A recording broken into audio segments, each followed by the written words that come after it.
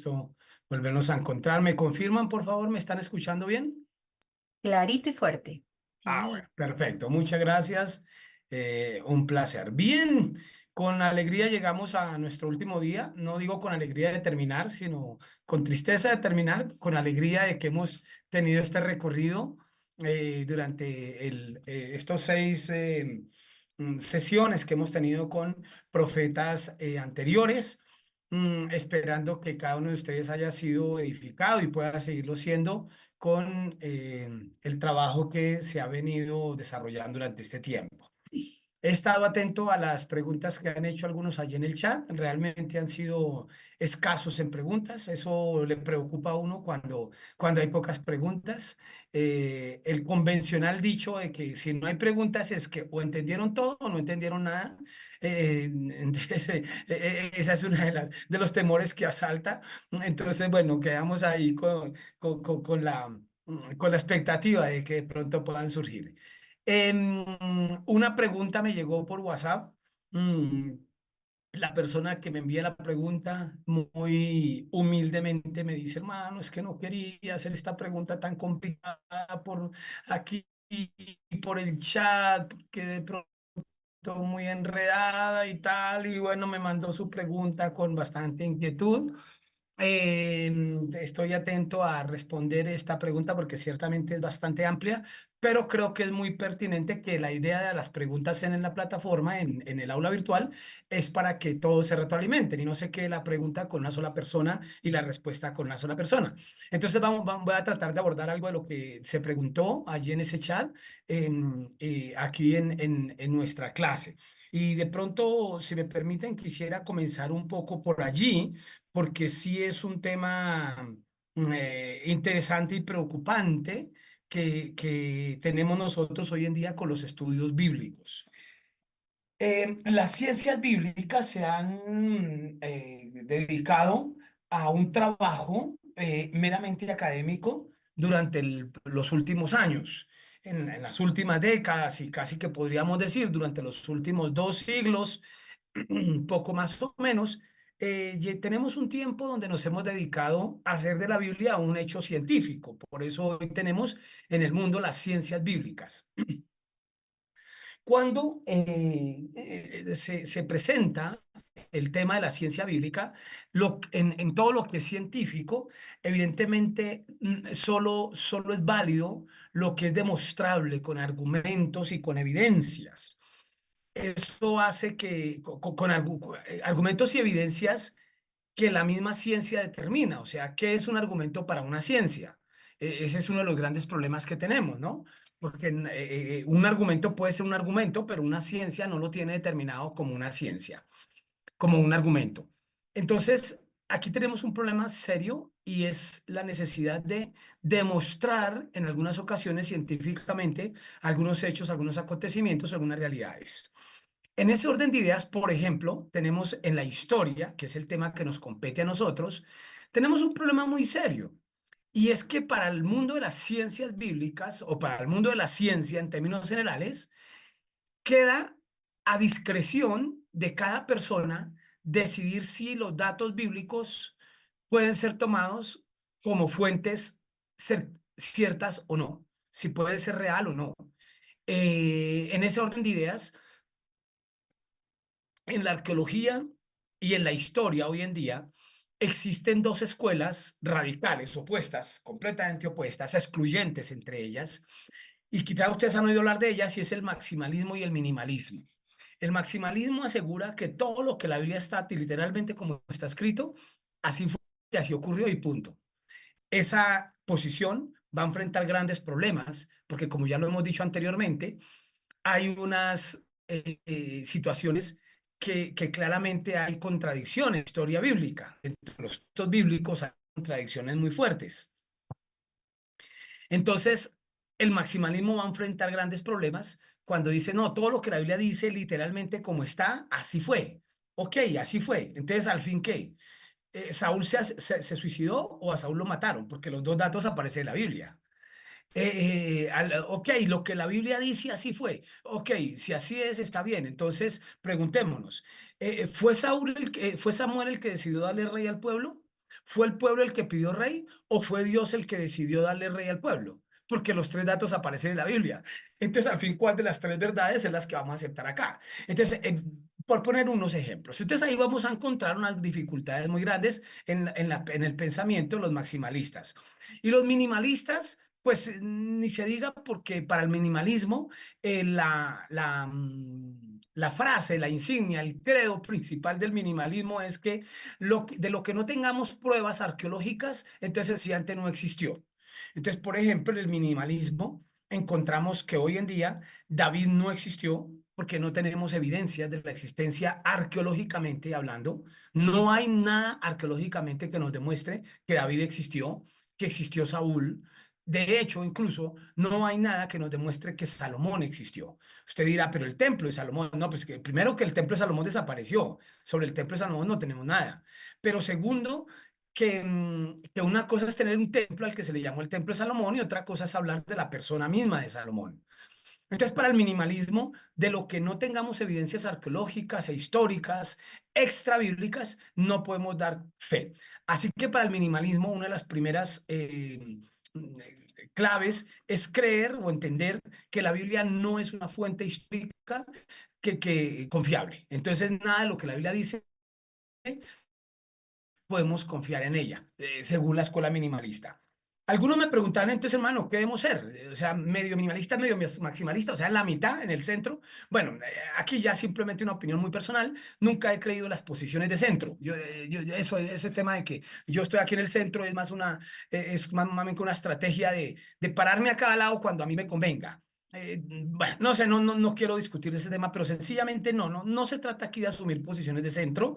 Se trata aquí sencillamente de, por supuesto, tener una actitud muy dispuesta a la crítica, a la razón, a la discusión, pero es algo que no se puede ligar de un principio fundamental y es la presencia de Dios a lo largo de la historia.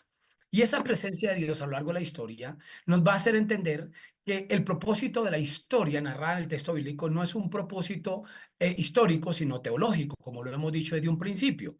Y cuando el principio o el propósito es un propósito teológico, no histórico, entonces debemos entender que la historia hay que entenderla desde esa perspectiva teológica.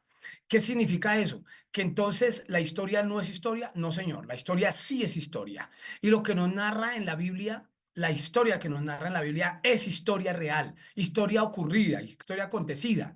Lo que pasa es que no es una historia contada para académicos, no es una historia contada para hacer libros que fueran aprobados por las grandes escuelas de ciencia y mucho menos por la gran academia del siglo XXI.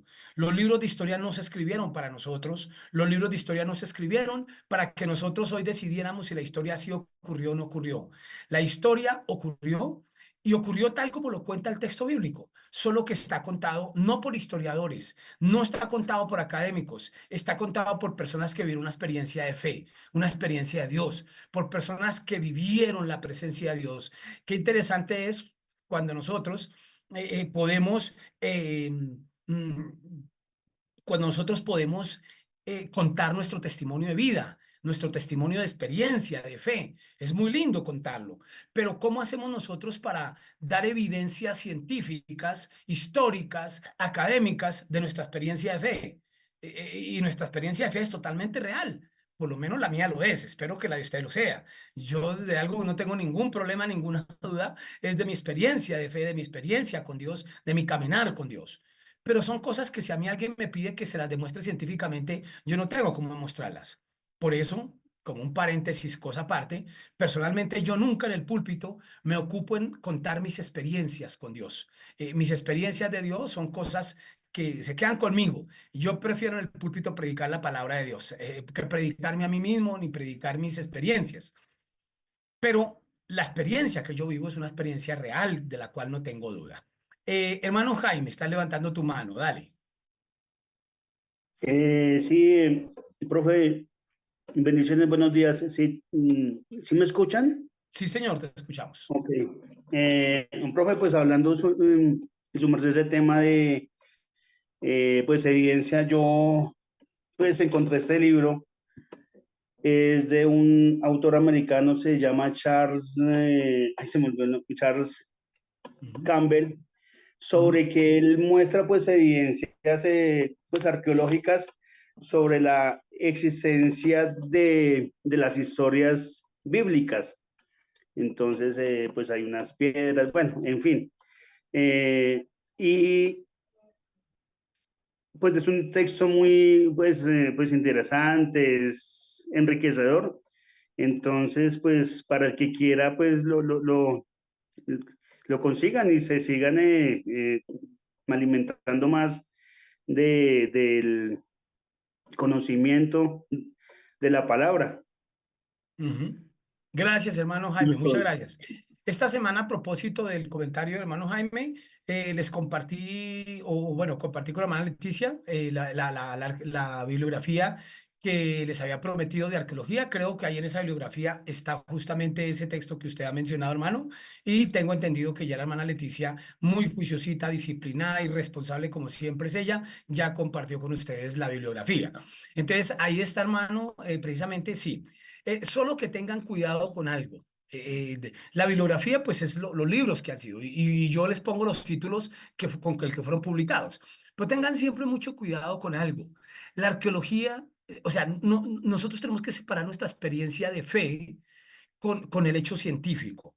Es decir, cuando nosotros estamos esperando que se demuestre la existencia de Dios o que se demuestre que la Biblia tiene la razón para estar más tranquilos, hermanos, estamos equivocados. Estamos muy equivocados.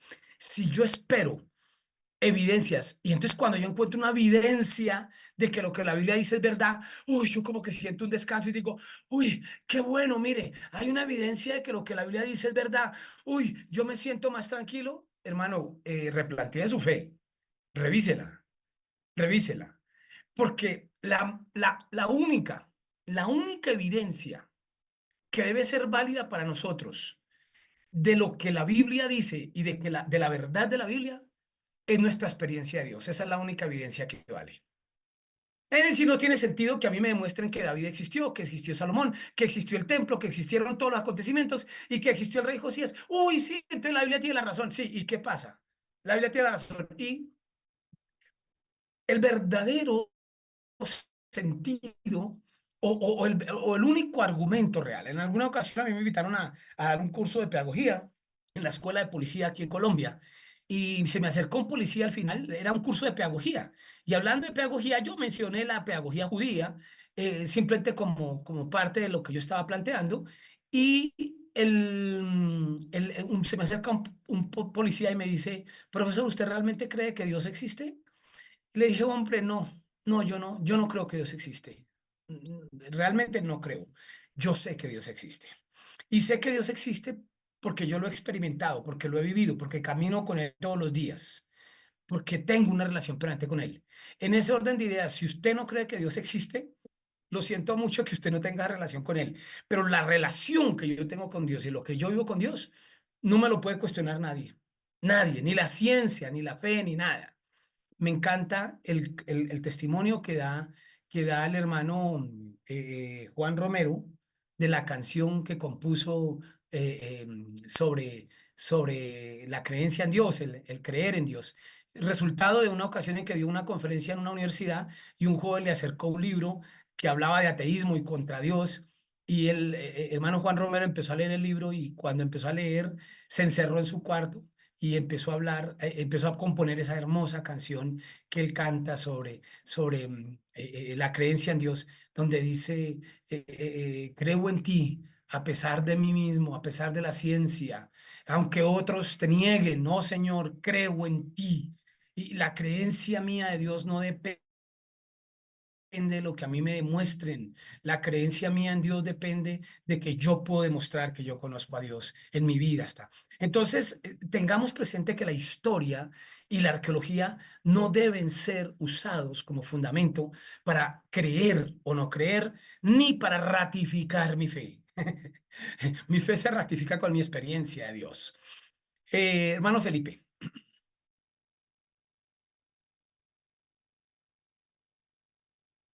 ¿tienes micrófono apagado? Ok. Buen día a todos mis hermanos presentes, profesor, buen día. Bueno, creo que este tema que acaba de decir es un tema sumamente interesante.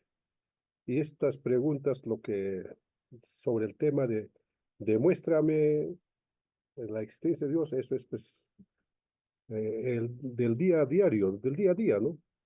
Al menos seguramente acá en esta plataforma hay muchos profesionales, entiendo que hay un médico, por ejemplo.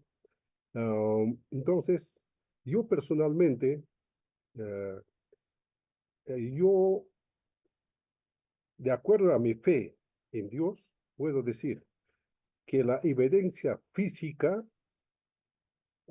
palpable, visible a todo, yo mismo soy.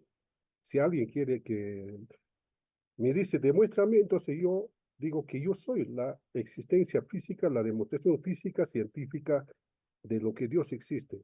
Porque en el mundo hasta ahora y tampoco a futuro, jamás, jamás habrá una máquina que tenga todas las virtudes que tiene el cuerpo humano.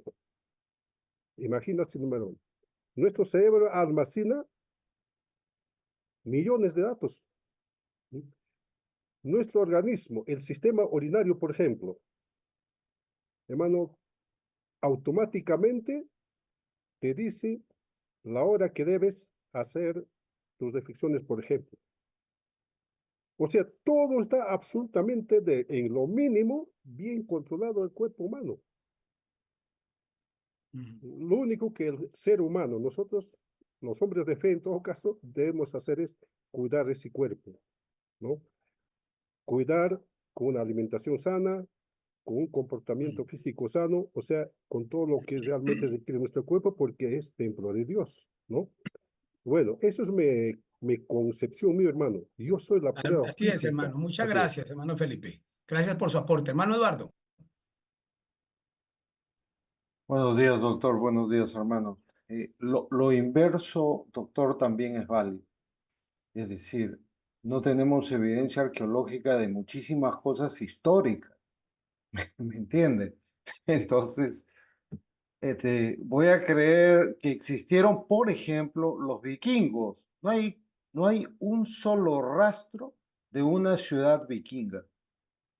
Entonces, hemos reconstruido la historia del pueblo vikingo en base a hallazgos que no sabemos, honestamente, desde un punto de vista científico, si han pertenecido a un mismo pueblo.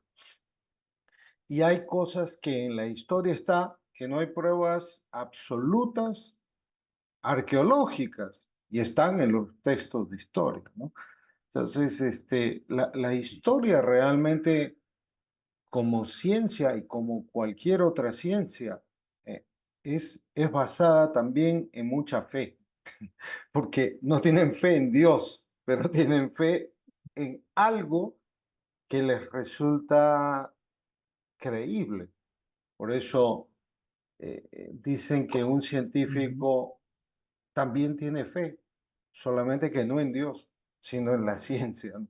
Que es como una religión, digamos así, Ujú. para ellos. Sí, sí, Eso era lo que ciertamente, hermano quería. Eduardo, y efectivamente, hacia allá vamos justamente a decir que muchas cosas, cuando nosotros, que es uno de los grandes problemas, cuando esperamos que la arqueología o la historia nos demuestre la Biblia para estar tranquilos, resulta que hay muchas cosas que la arqueología ha demostrado que no son como la Biblia. Entonces, mantener más. Eh, bueno, ese es un tema muy extenso, muy largo, muy complejo, pero sencillamente a la parte a la que yo voy es que no debemos estar sujetos a que la evidencia de la fe radique en una piedra que fue encontrada o en un documento que fue encontrado, sino más en nuestra experiencia. Eso sí, en nuestra experiencia de vida, experiencia de Dios. Ahora, ¿qué significa eso entonces? Si ese es el fundamento de la fe, nuestra verdadera experiencia, entonces el resto ¿para qué? ¿Y para qué estudiamos todo esto? Es que no estudiamos todo lo que estamos estudiando, la teología y la ciencia, hay que estudiar, pero no la estudiamos para ratificar, para poder comprender de mejor manera los textos bíblicos. Y esto es muy diferente.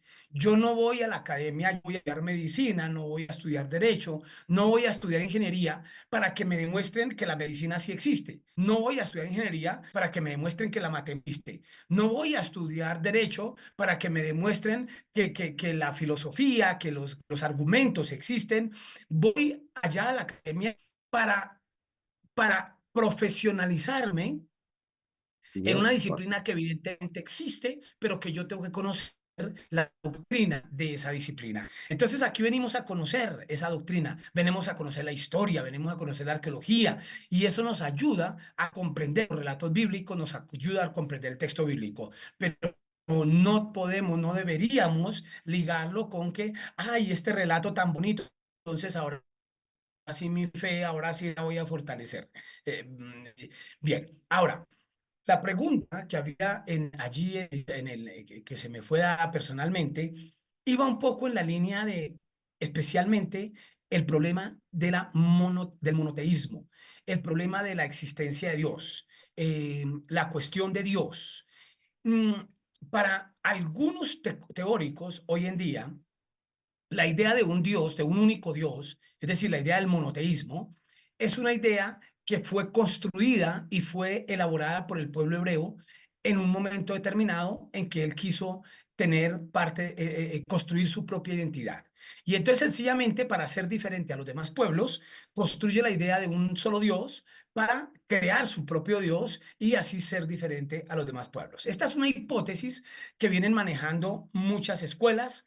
Nace, por supuesto, en un ambiente secular, se cuela en el ambiente teológico, cristiano y judío, y algunas escuelas de pensamiento hoy defienden esa posición.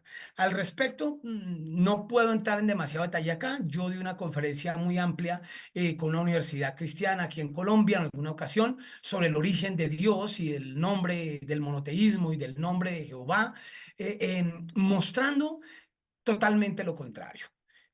Nosotros no podemos creer que Dios es una construcción histórica del pueblo hebreo. El politeísmo, por supuesto, es resultado del alejamiento de Dios.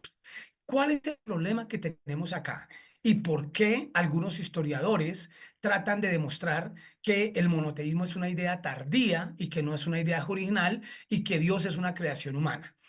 El problema radicalmente consiste en la documentación. La ciencia, como lo hemos dicho, se fundamenta en lo que existe, en la documentación, en los hallazgos, en la arqueología, en las fuentes. Allí se documenta la ciencia para poder proponer sus tesis, para poder defender sus tesis, para poder afirmar lo que afirma. Eh, pero em, la historia de la presencia de Dios en el mundo no necesariamente está consignada en los textos bíblicos. Es decir, aquí no vamos a, perdón, en los textos y en documentos. Aquí no vamos a pensar que cuando Dios estaba creando al hombre, ahí estaban los reporteros detrás de Dios escribiendo todo lo que Dios iba haciendo y consignado en unos textos. ¿Cuándo se llega a este tipo de conclusiones, a este tipo de hipótesis? Llega a descubrir los procesos previos a los tiempos de la escritura y a los tiempos de los asentamientos humanos, de los asentamientos urbanos y humanos. La historia antes de los textos, la historia antes de las evidencias es una historia mucho más larga, que también puede ser defendida de un pensamiento científico. No necesariamente esto no es científico, pero necesariamente con unos modelos científicos diferentes, con unos métodos científicos diferentes. Entonces el problema, que eso se ha discutido muchísimo hoy en la ciencia, es cuando un método científico que fue diseñado para ciencia en particular se le quiere aplicar a otra ciencia. Permítanme ponérselos de una manera un tanto vulgar, pero muy ilustrativa. Un médico de perros, un veterinario, puede conocer algunas cosas de cómo funciona el ser humano, el cuerpo humano, a partir de lo que conoce de los animales.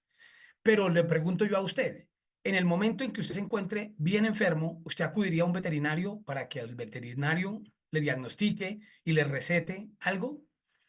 O el hecho de que una persona sea médico, entonces cuando su perrito se le enferma, entonces el médico tiene toda la facultad para atender a ese perrito y decidir qué medicamento le suministra al perrito.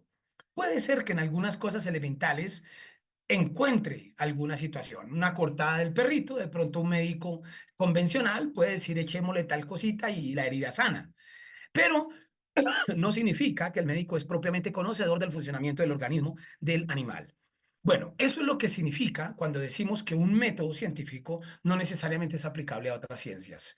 Y el problema que tenemos con el texto bíblico es cuando se le pretenden aplicar métodos científicos de otras ciencias que no corresponden propiamente al método teológico. El método teológico es un método muy diferente al método histórico, al método filosófico, al método de otras ciencias. Y aunque puedan haber cosas que se le parezcan o puedan haber momentos en que se pueda aplicar parte de un método tangencialmente en otra ciencia distinta, no significa que por eso el método es completamente válido o acertado de una ciencia a otra.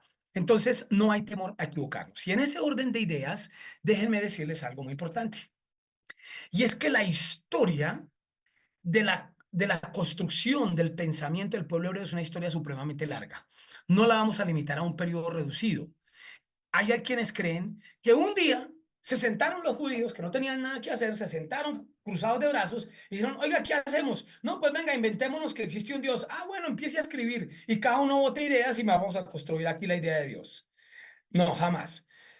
El proceso de la relación del hombre con Dios es un proceso supremamente largo en la historia. Y al ser tan largo, los procesos de escritura, de producción del pensamiento, de consignación del pensamiento, fueron procesos supremamente largos, extensos, que para poder determinar lo que ocurrió a lo largo de la historia,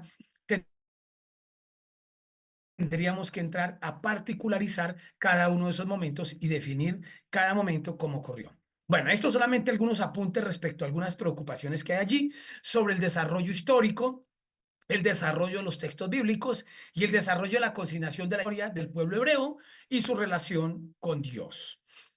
Bien, voy a pasar a compartirles entonces la presentación del día de hoy y vamos al tema que nos está ocupando en este día. Y el tema que nos ocupa en este día, habíamos terminado la semana pasada con algunos aspectos históricos de los libros de Reyes. Habíamos visto los reyes en Israel, habíamos visto los reyes en el norte, en el sur, las dinastías del norte, abordamos esos temas, abordamos la división de los reinos, las distintas monarquías. Hoy les dije, íbamos a empezar con un poquito de arqueología, algunos daticos sencillos, pequeños, no demasiado. Quisiera dedicarle más tiempo al tema de la arqueología, que es muy interesante en este periodo, pero al menos algunos punticos sencillos para que no nos vayamos ajenos a la situación. Siempre tengo que advertirlo, la hermana Leticia ha sido muy disciplinada en decirme, hermano, fotos que no sean originales propias no las comparta porque son derechos de autor. Bueno, aquí algunas son propias, esta que estoy compartiéndole es propia, no todas, pero he tenido que traerme una que otra así rapidita para algunos elementos interesantes que hay sobre el tema de arqueología. Aquí tenemos un documento que se llama la Estela de Dan. Estela se le llama en arqueología a un documento en piedra. Y la Estela de Dan se le llama Dan porque es un documento que fue encontrado en la región de Dan, al norte de Israel. Y es el documento más antiguo que poseemos en este momento que no pertenece a documentos bíblicos, es extra bíblico y es un documento que menciona a David. La mención a David más antigua que encontramos es este documento. Data de los años 870, 750 antes de Cristo. David, ya lo vimos, debió haber sido del siglo XI, año 1010, finales del XI y principios del siglo X, debió haber sido la vida de David. Así que aquí estamos hablando de aproximadamente 100, 150 años después de David, se escribió este texto. Y este texto es un texto que menciona las victorias de Hazael contra Israel. Por lo tanto, este texto no es hebreo, este es un texto sirio y menciona a David. Ese es el documento más antiguo y es lo único que tenemos tan antiguo. Por eso les decía hace un momento, para algunos arqueólogos, historiadores dicen David, no. El hecho de que aquí diga casa de David no es una evidencia de que existió David. Casa de David puede ser sencillamente un nombre cualquiera que se puso a una dinastía en algún momento determinado. Y pudo haber existido una persona que se llama David, pero no necesariamente esa David es el David de la historia. Es lo que van a afirmar algunos historiadores hoy en día, porque no tenemos nada más antiguo que esto. Pero un documento interesante que nos habla de David. Por otro lado, tenemos un documento del siglo IX antes de Cristo, es decir, incluso más o menos contemporáneo con la estela de Dan, que registra las victorias de Mesha. Este era un rey moabita. Este documento es llamado justamente la estela de Moab y habla de las luchas que desarrolló el rey Mesha contra el reino de Israel después de la muerte del rey Ahab, lo que nos narra Segundo de Reyes 1:3. Es decir, de alguna manera, esta estela es un documento que refuerza la historia contada en Segundo de Reyes. Es decir, en Reyes encontramos la historia contada desde los ojos de los judíos y en la estela de Moab lo encontramos, o la piedra moabita llamada también, lo encontramos contada esa misma historia, pero desde historiadores moabitas. Entonces es muy interesante poder ver la comparación de los dos registros. Contar el siglo XIX entre las ruinas de la ciudad Dibón en Moab. No fue encontrado en territorio israelí o de los tiempos israelitas, sino que fue contra el territorio de Moab. En esa estela también se menciona la casa de David, una segunda mención, casa de David. Tenemos los famosos cilindros llamados los anales de Senaquerib, anales o crónicas o historias de Senaquerib, que son tres prismas básicamente de arcilla, escritos en un alfabeto cuneiforme. Alfabeto cuneiforme es un alfabeto en donde todavía no se usaban letras, se usaban dibujos para representar las ideas. Y estos documentos hablan acerca de el asedio que Senaquerib tuvo contra Jerusalén, contra el rey Ezequías. Esto es, tras la caída del reino del norte, el rey Senaquerib, rey asirio, va a asediar a Jerusalén con su intención de acabar también con el reino del sur. Y en estos cilindros se narran las historias de este rey Senaquerib. No es documento judío, es documento asirio y cuenta las victorias del rey asirio. Pero una vez más, cuenta las historias, está hablando de los mismos hechos que se van a contar en los libros de Reyes sobre los acontecimientos allí en esa época de la casi caída del reino del sur, pero que finalmente de la cual Dios los libra. Obviamente los detalles con respecto a la manera como Dios interviene no son contados en estos anales, sino son contados desde una perspectiva de las grandes victorias del rey asirio. Tenemos una tablilla con caracteres cuneiformes nuevamente, corresponde a Babilonia, encontrada en Babilonia, narra la captura del rey Joaquín y la entronización de Sedequías por Nabucodonosor.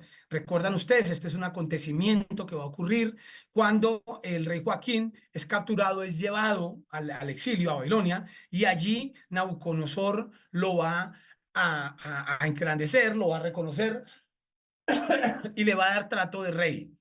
Este documento es parte de las crónicas de los reyes caldeos, o sea, escrito en Babilonia, encontrado en Babilonia, pero también cuenta a su manera o los detalles del acontecimiento que está narrado en el texto bíblico en la caída del reino del sur. Uno de los grandes descubrimientos arqueológicos que es muy interesante son los famosos sellos. Los sellos era un- una bolita de barro que cuando un documento se escribía, recordamos que esto eran rollos, entonces cuando eran documentos que tenían un destinatario exclusivo, o que solamente podían ser abiertos por determinadas personas, el rollo se sellaba, se le ponía aquí un sello de arcilla. Entonces se cogía la arcilla, se ponía sobre el rollo y se le ponía el sello, el anillo, en algunos casos el anillo real, se le ponía allí a ese sello para que este documento no pudiera ser abierto, sino por quien el rey había determinado. Los documentos en muchos casos desaparecieron, fueron consumidos por el tiempo, por las inclemencias del tiempo y demás, pero los sellitos se han conservado, algunos. Entonces tenemos una serie, les presento excusas porque estoy bastante afectado, estoy muy enfermo, tengo un dolor de garganta supremamente intenso y estoy aquí haciendo malabares para cumplir la responsabilidad, pero la tos me está molestando, entonces pues, les presento excusas que voy a seguir con esta situación durante el tiempo de la clase, pero bien, los sellos, entonces se han conservado, algunos de ellos se han petrificado y hemos logrado hoy encontrar varios. Dentro de ellos hemos encontrado el sello del rey Ezequías, como lo encontramos en la primera figura al lado izquierdo. Encontramos el, del rey, el sello del rey Acaz. La inscripción que aparece ahí pertenece a Acaz, hijo de Yotam, rey de Judá. Textos muy interesantes que han evidencias arqueológicas muy interesantes. Y muy interesante el sello de Isaías. La arqueóloga israelí que encontró tanto el sello de Ezequías como el sello de Isaías, los encontró apenas a una distancia de 2 metros. Sin embargo, a una distancia larga en tiempo de haberlo descubierto, primero encontró el sello de Ezequías, después encontró el sello de Isaías, llamado así. Sin embargo, por ejemplo, para que ustedes se den cuenta de los problemas de las evidencias arqueológicas, Ezequías y Isaías fueron grandes amigos. Acuérdense que Isaías fue el gran pastor el gran pastor del rey Ezequías. Estoy conectando el computador que se me está acabando la batería. Ya. El profeta Isaías fue el pastor del rey Ezequías. Fueron muy amigos, muy cercanos. Fue el hombre de confianza del rey Ezequías. Curiosamente, los sellos se van a encontrar muy cerca el uno del otro. Y en el sello de Isaías encontramos la palabra Yeshá, Yahnavé, Naví, que traduciríamos como Isaías profeta, Yesayá. Naví. Pero la palabra profeta, Naví, incluso no está completa en el sello que fue encontrado, que como pueden observar, está partido. Se intuye la palabra Naví, Yesayá sí es completamente claro, pero Naví no es completamente claro. Entonces, ahí hay muchas especulaciones. En la arqueología, otra cosa interesante que tenemos que entender nosotros es que es un problema serio, porque la arqueología no habla por sí misma, por sí sola. La arqueología tiene dos momentos básicos, fundamentales, muy importantes, que tenemos que aprender nosotros a distinguirlos. El primer momento de la arqueología es el hallazgo de un objeto, ¿sí? Vamos a suponer que este objeto que yo estoy sosteniendo en mi mano es un objeto de hace 5.000 años, 3.000, 2.000, 1.000 años. Es un objeto de hace muchos años, este objeto que yo tengo acá. Entonces, ese es el primer momento de la arqueología, cuando se descubre esto, ¿sí? Escarbando y allí, esto estaba ahí, perfecto, hasta ahí vamos bien. Pero hay un segundo momento de la arqueología que es un momento muy teórico, muy subjetivo, muy, muy especulativo, muy de hipotético. Y es cuando yo encontré este objeto, bien, pero comienzan las preguntas. ¿Qué es? ¿Para qué se usaba? ¿Quién lo hizo? ¿Quién lo puso ahí? ¿Por qué estaba ahí en ese sitio y no en otro sitio? ¿De qué año es? ¿A quién pertenecía? Observen que todas esas son preguntas que no están intrínsecas en el objeto encontrado. El objeto encontrado es algo concreto, es absoluto, es innegable. Esto lo encontramos. Pero la pregunta es, ¿quién lo hizo? ¿Por qué estaba ahí? Entonces allá empieza la parte hipotética, empiezan las teorías, empiezan a crearse los argumentos, las ideas, las intuiciones, y lo que se publica en libros. Entonces ahí es lo que hace un momento les decía, tengan cuidado, porque lo que se publica en los libros es ya toda esa argumentación teórica del objeto encontrado. Entonces yo les muestro a ustedes estas fotografías. Y digo, mire, esas fotos son de objetos que han sido encontrados. Se les llama, nosotros, los arqueólogos, lo llamaron así. Los que lo encontraron lo llamaron así. El sello de Ezequías. ¿Por qué? Porque allá aparece la palabra Ezequías y se puede ver que por el símbolo y todo está relacionado con el rey Ezequías. Entonces lo llamaron así. El sello de Isaías porque dice Yesayah Naví. Entonces podemos interpretar que es el sello de Isaías. El sello de Acaz, aparecen las palabras, pertenece a Acaz. Entonces le llaman de esa manera. Pero de ahí en adelante todo es especulativo. Pero tres hallazgos muy interesantes que podemos mencionar.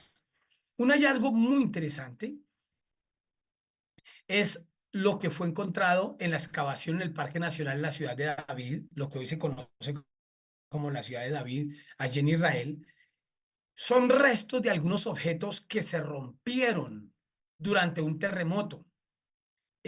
Al descubrir esos objetos, se evidencia que hubo un terremoto allí y de la manera como quedaron rotos y demás, ya todo eso tiene que ver con la ciencia de la arqueología, cómo se puede determinar que fueron objetos rotos en un terremoto que se presentó. Resulta que es, es un hallazgo muy interesante relacionado con Amós capítulo 1, versículo 1, que dice palabras de Amós que profetizó acerca de Israel en días de Usías, Yotán, en días de Usías, rey de Judá, y en días de Jeroboam, rey de Israel, 2 años antes del terremoto. También Zacarías menciona el mismo terremoto cuando dice, huirán a la manera que huyeron por causa del terremoto en los días de Usías, rey de Judá. Tanto Amós como Zacarías mencionan ese terremoto. Amós fue un profeta que vivió cerca del año 760. Y significa, a partir de hoy, 2760 años, los arqueólogos encontraron que estos objetos encontrados allí datan de hace 2800 años. O sea, es muy, muy cercano allí al acontecimiento del terremoto narrado en Amós y narrado en Zacarías. Tenemos también las crónicas de Nabonido, que narra cómo en el año sexto de Nabonido, en el año sexto, no, realmente en el siglo sexto, en el año entre 550 y 556, esto es siglo sexto, el rey Istemegu convocó a sus tropas y marchó contra Ciro, rey de Asham, para enfrentársele en combate. Aquí encontramos narraciones de los personajes. Si bien es cierto, la historia que aparece ahí no es bíblica, es decir, la Biblia no nos narra este acontecimiento, esta guerra no la narra la Biblia, pero sí es un documento que habla de los personajes que la Biblia habla, ¿sí? Y además de la época que la Biblia habla, contemporáneos además. Entonces, son evidencias interesantes. Y una evidencia, un hallazgo arqueológico supremamente valioso, supremamente importante, es lo que conocemos como el cilindro de Ciro. Este cilindro es el cilindro que contiene el decreto, el famoso decreto de Ciro, que nosotros encontramos tanto en Crónicas como en Esdras. Allá al final de Crónicas y al principio de Esdras, cuando el rey Ciro permite que el pueblo de Israel regrese a Jerusalén a reconstruirla. Ese decreto, contado en Crónicas y contado en Esdras, es este documento. El que tenemos acá, esta es una copia auténtica. Copia auténtica, ¿qué significa? En esa época no existían las fotocopias, ni los mensajes de WhatsApp, ni los mensajes de Internet, ni la cuenta de X. Entonces, en esa época, todos los documentos se escribían era así, en arcilla o en piedra, algunos, por supuesto, en papiros y demás, pero cosas muy importantes se escribían de esta manera. Entonces, en esa época se debieron haber escrito varios cilindros porque fueron distribuidos en varios lugares, por eso llamamos una copia. Una copia porque fueron varios cilindros que se vieron al escrito, pero es una copia auténtica porque este es un cilindro original del que fue escrito en ese momento. Algo importante que debemos saber es que en el cilindro se descubre que Ciro no solamente permitió que el pueblo de Israel regresara a Jerusalén, sino que también dio el permiso para que otros pueblos que estaban cautivos en Jerusalén, en Babilonia, perdón, ya ahora Imperio Persa, pudieran regresar también a sus lugares de destino. Entonces, obviamente en Esdras y en Crónicas se consigna únicamente lo pertinente al pueblo hebreo. Ciro le dio permiso al pueblo hebreo de regresar, eso está bien, pero es importante entender que Ciro también autorizó el regreso de otros varios pueblos. Bien, eso rápidamente algunos de los detalles de la arqueología importante con relación a los libros de los reyes. Cerremos el estudio del libro, de los libros, antes como libro, como parte de literatura histórica, para ir a la parte teológica, hablando un poco del contenido. Es decir, la estructura del libro. ¿Cómo están contenidos? ¿Cómo está estructurado? Digo el libro, ustedes ya saben muy bien el lenguaje que estamos manejando. Por libro entendemos primero y segundo de Reyes. Es decir, los dos libros como uno solo. Ya eso lo tenemos claro. El contenido, la estructura de los libros de Reyes los podríamos más o menos sintetizar de la siguiente manera. En Primero de Reyes, capítulos 1 al 11, los primeros 11 capítulos nos hablan del fin de la monarquía unida, es decir, los últimos días de David y la vida de Salomón.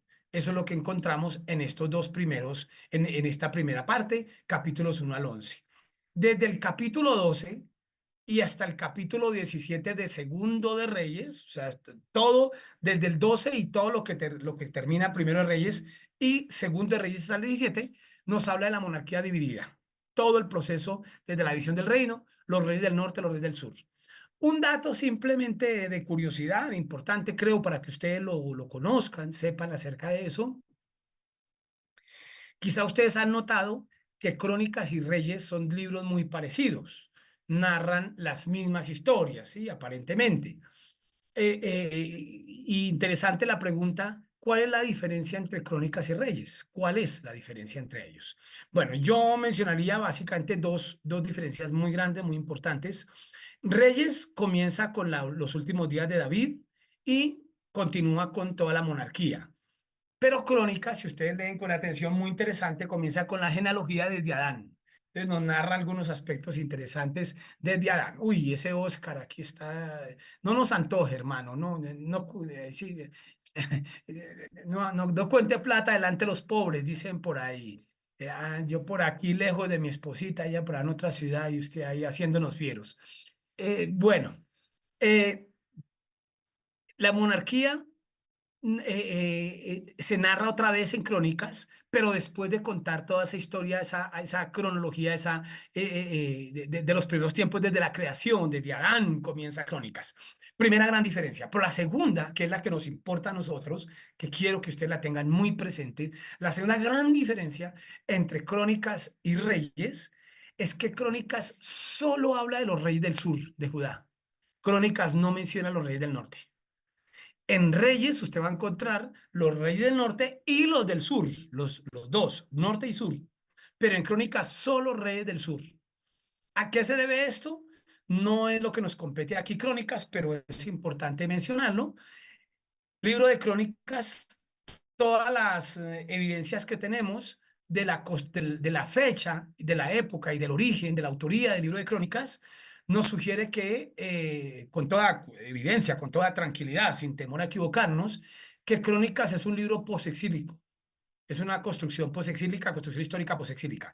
Y recuerden ustedes que el Reino del Norte habría desaparecido y se habría dispersado de una manera mucho más severa que el Reino del Sur. El Reino del Sur casi que, digamos, se mantuvo concentradito allí en el Babilonia, y el Reino del Sur, o la gente del Reino del Sur es la que domina al regreso. Dato importante, ojo, si es convencional una idea por ahí muy popular, muy de manejo cotidiano solamente, muy común, de la gente del común, y es que las 10 tribus del norte se perdieron. que el reino del norte fue llevado cautivo y que nunca regresó y que esas tribus se desaparecieron y que la única tribu que aparece es la tribu del sur. Incluso algunos quieren asociar a Estados Unidos con las tribus desaparecidas.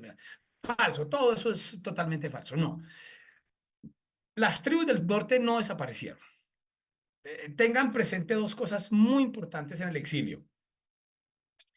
Primero, que no toda la gente fue llevada al exilio. Ese es otro paradigma que tenemos totalmente falso.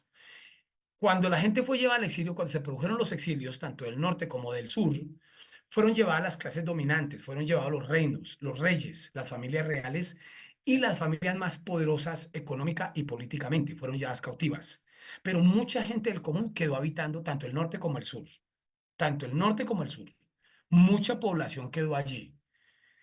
Por otro lado, cuando el reino del norte es llevado, que fue primero llevado al reino del norte, mucha gente del norte huyó al sur y vivía en el sur. De tal suerte que cuando el sur es llevado cautivo a Babilonia, fueron llevados también muchos que pertenecían a las otras 10 tribus, a las tribus del norte. Por lo tanto, cuando regresaron del cautiverio de Babilonia, regresaron muchos de las 10 tribus. Es decir, hay presencia de las 12 tribus. Y la Biblia nos da evidencias claras de eso. Yo no entiendo por qué a veces nos hemos construido esos paradigmas tan equivocados, tan falsos. Usted le hace con cuidado Crónicas y le hace con cuidado el libro de Esdras, incluso el libro de Nehemías también, le hace esos tres libros con mucha atención, con lupa. Realmente uno no necesita mirarlo ni con lupa, más bien concentradito en lo que está haciendo y va a descubrir que constantemente nos habla que cuando los pueblos, la gente regresó, lo primero que hicieron fue volverse a repartir según sus ciudades y nos muestra cómo se repartieron las 12 tribus. Y hubo sacrificios por las 12 tribus y nos habla, por ejemplo, Esdras, que entonces empezaron a hacer un estudio de qué familia era cada uno. Y dice ahí, y los que no se supieron de qué tribu era, entonces no sé qué tal cosa y tal cosa. Pero lo que nos deja ver el texto con toda claridad es que sí se pudieron identificar las 12 tribus. Sin embargo, lo que sí es cierto es que la población del sur y lo que fue anteriormente el reino del sur fue la que dominó políticamente y religiosamente el tiempo. Entonces, como fueron los que dominaron, entonces Crónicas es una historia realizada por la gente del sur. Y al ser la gente del sur, le pusieron atención únicamente a sus reyes, a los reyes del sur. Entonces, Crónicas no nos cuenta a los reyes del norte. Bien, hermano Pedro, tienes la palabra. Gracias, profe. Bueno, en esa explicación me nace una inquietud y desde qué momento nace como la rivalidad que hay entre gente del norte con el sur, por ejemplo, los samaritanos, y se muestra en la construcción de reconstrucción de las murallas. ¿Por qué y el Señor lo registra con la mujer samaritana? ¿Por qué esa rivalidad y desde cuándo?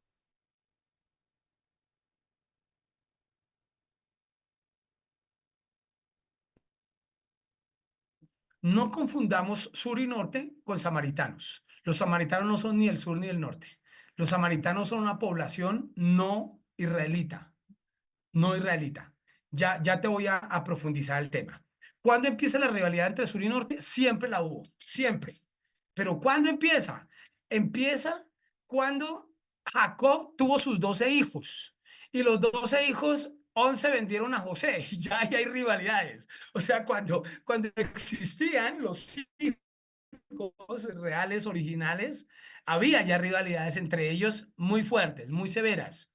Judá se separó de la casa de su padre. Recuerden ustedes, léanse allá el libro de Génesis,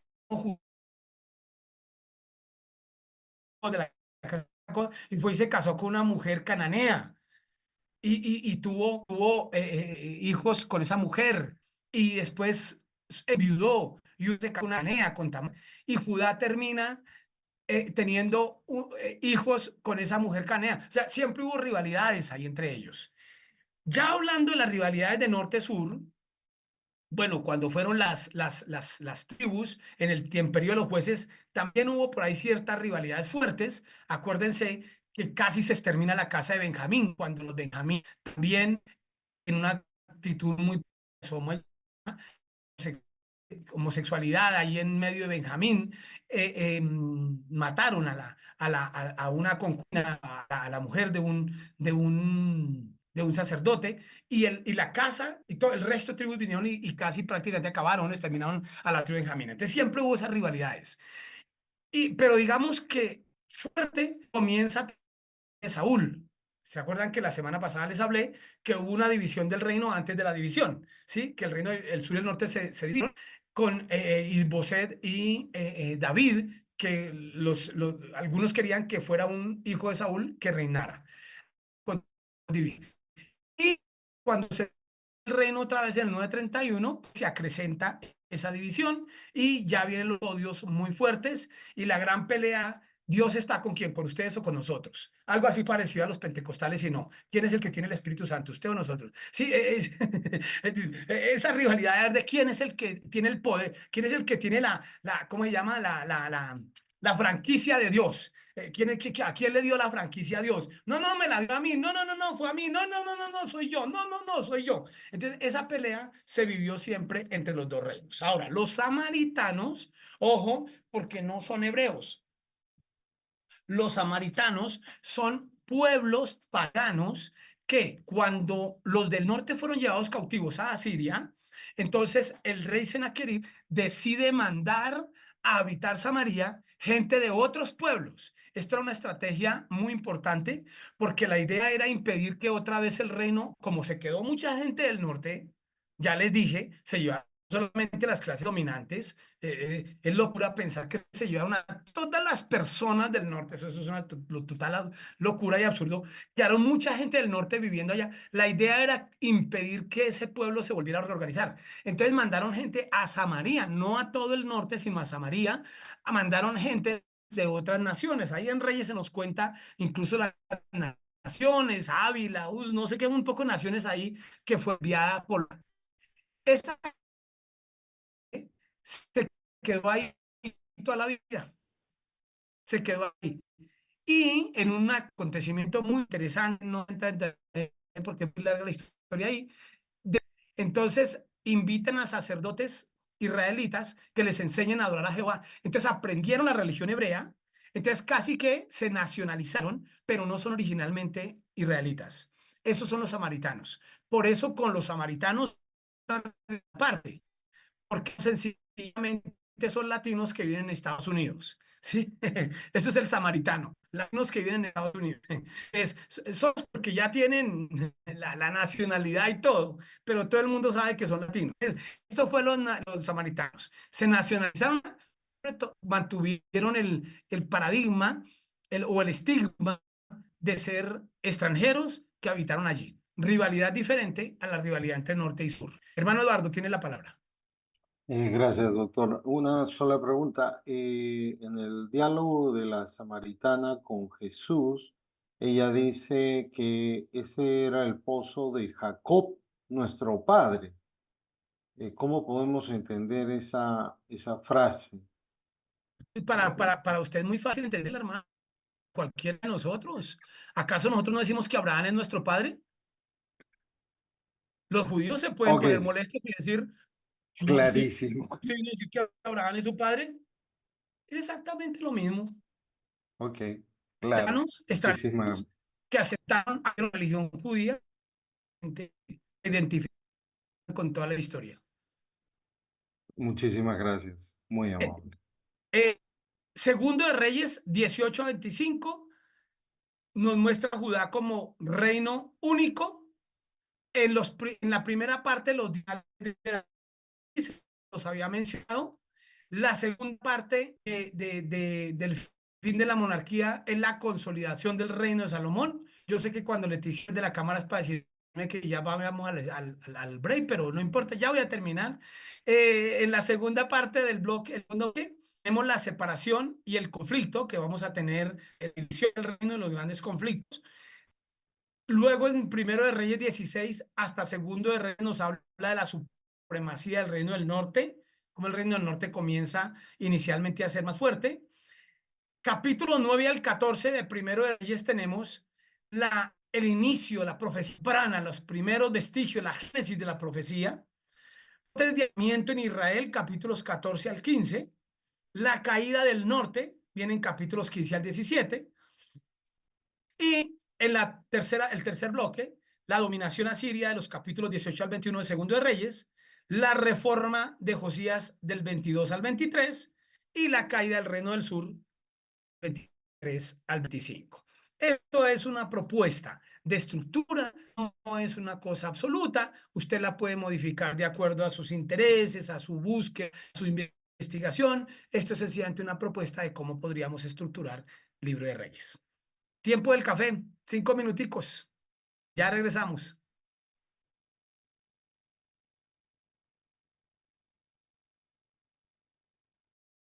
Bien, continuamos entonces.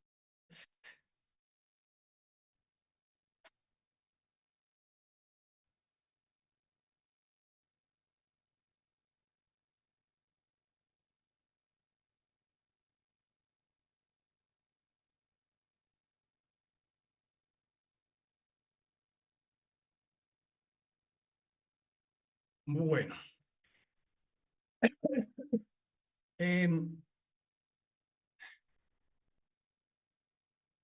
pasado entonces todo este tema histórico, arqueológico y demás, quiero ocupar los últimos minutos que nos quedan ya de nuestro curso y de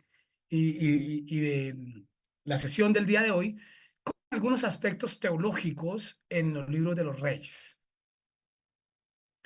Algo relacionado con la historia, con la teología, perdón, que nosotros debemos tener muy presente, es que la teología es una construcción que nosotros hacemos. La teología no es un absoluto. Es decir, en la Biblia, lo voy a poner de estos términos, aunque para ustedes es obvio, pero para hacerme entender a dónde voy, no existe un capítulo que se llame teología, un capítulo en la Biblia que se llame teología. La teología es la reflexión sistemática que nosotros desarrollamos frente a los textos bíblicos. En los textos bíblicos encontramos relatos, en los textos bíblicos encontramos experiencias, encontramos narraciones y nosotros reflexionamos sobre eso que aparece y nuestra reflexión tiene como resultado, produce como resultado lo que vamos a llamar teología. Por lo tanto, no es tampoco lo que se plantea en términos teológicos un absoluto, que yo les voy a decir, miren, esta es la teología y no más. Esto es y esto es lo que ustedes tienen que creer por teología. No lo acepten ni de mí ni de nadie. Nunca lo acepten. Lo que hacemos es plantear resultados de un trabajo, de una investigación, de una reflexión sobre un texto. Pero por supuesto que detrás de lo que se está planteando pueden haber muchas otras cosas y pueden haber posiciones incluso que difieran de unas con otras. Es muy interesante. Si ustedes leyeron, como espero que lo hayan hecho con atención, la historia de Deuteronomista y leyeron el libro o sea, la sección, el capítulo, el texto, desde lo que José Luis Sicre nos presenta, hay un capítulo introductorio a la historia de Deuteronomista donde Sicre dice cuál es la finalidad de la historia de Deuteronomista, cuál es la finalidad. Y entonces Sicre nos muestra el pensamiento de varios autores. Y unos van a decir que eso es publicidad política, que es propaganda política. Otros dicen que eso es un llamado a la esperanza, a la reconciliación. Otros dicen que es un llamado a la conversión. Otros dicen que es todo a la vez. Noten ustedes, cuando alguien dice que es sencillamente un texto que ya, o sea, que la historia autonomista se hace como un llamado a la conversión, eso es lo que estamos hablando por teología. Ya cuando hablamos de conversión, nos metemos en el ámbito teológico, ya no nos quedamos en la historia de que este murió, que este nació, que este subió, que este bajó, sino que metemos ya en el campo teológico, en el campo teológico. Pero noten que cada autor tiene un pensamiento diferente, cada persona tiene un pensamiento diferente. Entonces aquí lo que vamos a darles es unas pistas teológicas que pueden ayudarnos, pero la invitación aquí es a que cada uno procure hacer ejercicios de reflexión Y lo importante que ustedes sepan es que el desarrollo teológico, la construcción teológica, no puede ser algo a priori, no puede ser algo arbitrario y a la ligera, sino que debe estar fundamentado en todo ese acercamiento histórico que tenemos, datos, cuestiones, conocimiento del texto y demás. Pero la invitación es a que cada uno procure hacer ejercicios de desarrollo teológico por su cuenta. Como lo he hecho en ocasiones anteriores, primero que todo mencionarles algunas teologías que podemos encontrar en el libro de Reyes y después trataremos de trabajar una de ellas. Encontramos en el texto de Reyes lo que yo he denominado la teología del gobierno. ¿Qué podemos entender teológicamente por gobierno? Es muy interesante cuando nos acercamos allá al texto y descubrimos cómo se ve teológicamente el concepto de gobierno. Cuestiones interesantes para discutir si realmente gobierno es un principio de Dios, si gobernar es un principio de Dios, aclarando lo siguiente, que por gobierno, aquí estamos hablando de gobierno del hombre sobre el hombre. Que hay alguien por ahí con su micrófono abierto, ya se cierra. Cuando hablamos de gobierno, ¿quién está por ahí picando la cebolla? Para que por favor cierre su micrófono, gracias. Eso. Uno Siempre. más. Si no, el computador le explota. Bueno, cuando hablamos de gobierno, estamos hablando de gobierno del hombre sobre el hombre, ¿sí? Y hay que mirar si el gobierno del hombre sobre el hombre es un principio bíblico. La teología del gobierno que encontramos acá es un fracaso total de las monarquías. Lo que nos muestra los libros de Reyes es que las monarquías fracasaron completamente. ¿Y por qué fracasaron? Fracasaron porque esto no fue una propuesta de Dios. Fue una imposición del hombre, algo que el hombre hizo por encima de lo que Dios pretendía y van a fracasar. Algunos aspectos mencionaremos más adelante. Hablaríamos de una teología de liderazgo. Ya habíamos hablado algo de esto cuando llegamos a Jueces. Y efectivamente, cuando hablamos de la teología, y toco aquí los temas de gobierno y de liderazgo, ya yo había dado unos matices en Jueces, incluso les dije que en Reyes profundizaríamos el tema. Realmente para hablar de la teología del gobierno y de la teología del liderazgo, necesitamos poner en paralelo los dos textos. O sea, esto es necesario estudiar Jueces al lado de Reyes para el hecho teológico y poder descubrir lo que ocurre allí detrás de este asunto. La teología de la fidelidad, por teología de la fidelidad o por fidelidad entenderemos la fidelidad del hombre hacia Dios. Yo no hablo nunca de la fidelidad de Dios hacia el hombre, le tengo pavor a esa palabra, a esa expresión, me angustia cuando hablamos tanto de la fidelidad de Dios, porque creo que no hemos entendido lo que es fidelidad de Dios. La fidelidad de la que nos habla el texto es la fidelidad del hombre, la fidelidad que debemos nosotros a Dios. Nosotros le debemos fidelidad a Dios. Entonces, en Reyes encontramos un problema serio con relación al tema de la fidelidad, toda vez que, como lo decía Pedro ahora en su pregunta anteriormente, la rivalidad entre los dos pueblos los llevó fue a una lucha por posicionarse como pueblo, por, por encima del otro. El norte está por encima del sur, el sur por encima del norte. No hubo un verdadero espíritu, intención de entenderse como pueblo de Dios, un pueblo que debía someterse a Dios, obedecer a Dios, amar a Dios, pero fue una búsqueda política simplemente de dominación de los unos sobre los otros. Una teología interesante para trabajar, para investigar, para profundizar. La teología del exilio es una teología maravillosa que hay que estudiarla en paralelo con los libros proféticos. O sea, así como la teología de gobierno y de liderazgo hay que estudiarla en paralelo con Jueces, la teología del exilio hay que estudiarla en paralelo con los libros proféticos. Nosotros sabemos que sí, el exilio es un acontecimiento histórico.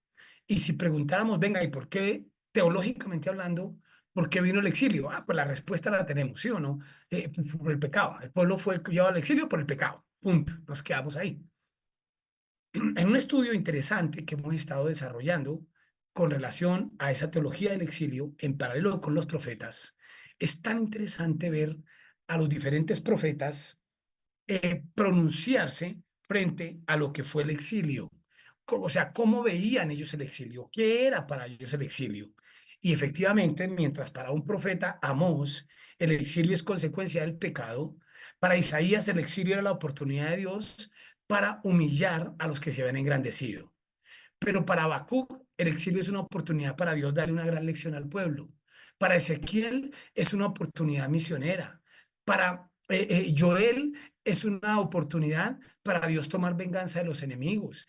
Es decir, cada profeta tiene una mirada tan diferente, tan preciosa, y el libro de Reyes nos va a ayudar a construir ese concepto de las distintas miradas, de las distintas teologías. Bien, vi una mano por ahí levantada, hermano Pedro, creo. Sí, profe, solo una aclaración, creo que el profe nos hacía aclaración del término exilio, deportación, que era más bíblico, deportación, y que exilio era como más académico. Entonces Sí. acá, Sí, claro. La palabra exilio es una palabra más de carácter académico. La palabra bíblica sería la palabra deportación. No obstante, efectivamente, no significa que no podamos hacer una construcción teológica de la palabra exilio. Muchas de nuestras teologías no están en el texto bíblico. Por ejemplo, usted no va a encontrar en la Biblia la palabra cristología, neumatología. Sí, no va a encontrar la palabra apologética. Esas palabras usted no las encuentra en la Biblia, pero son elaboraciones teológicas. Por eso hace un momento les decía que la teología no es algo que está en la Biblia. Hay capítulo 28 de Ezequiel, teología. No, la teología es una construcción que nosotros hacemos a partir de los textos. Entonces, por eso no es problema decir la teología del exilio, aunque el exilio sea una palabra más de orden académico. Bien, abordemos la teología de gobierno, la perspectiva que nos da de gobierno el texto de los textos de Reyes. En Samuel, y nos devolvemos aquí un poquito, aparece un texto que ya lo habíamos leído, lo habíamos citado en alguna ocasión, cuando Samuel le advierte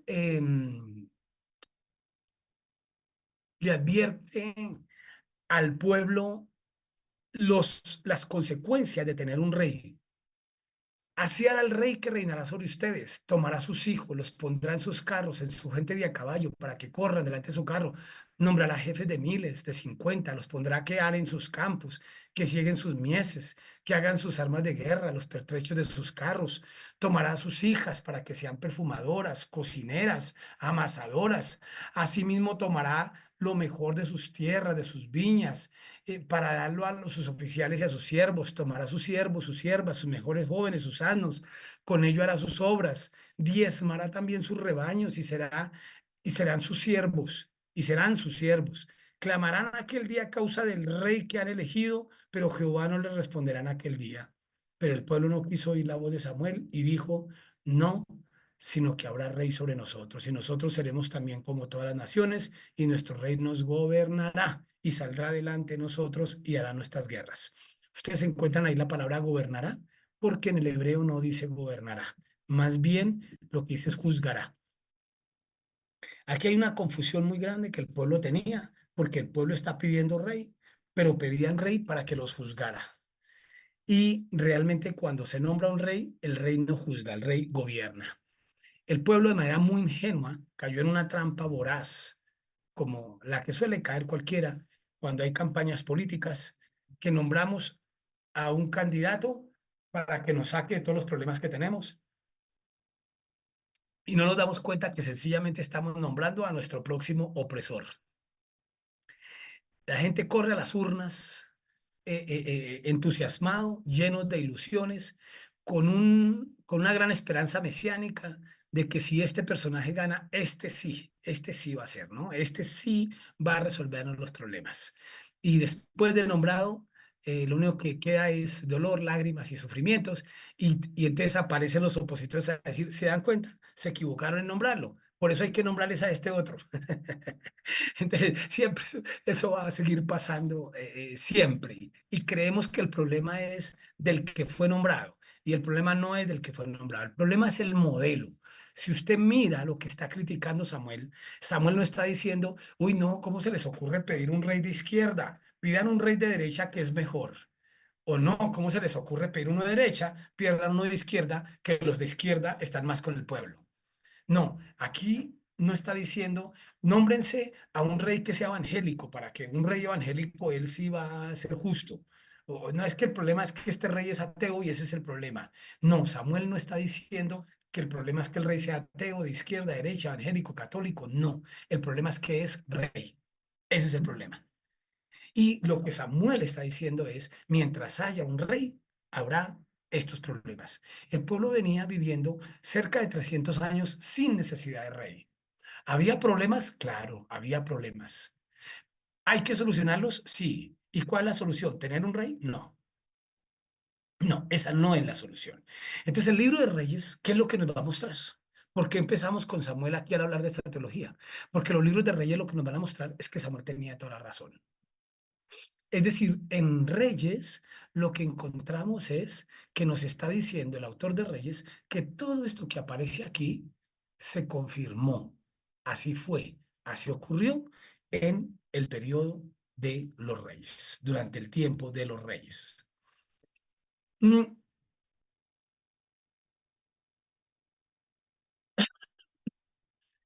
Cuando estudiábamos jueces, yo les daba a ustedes una descripción de quiénes eran los jueces.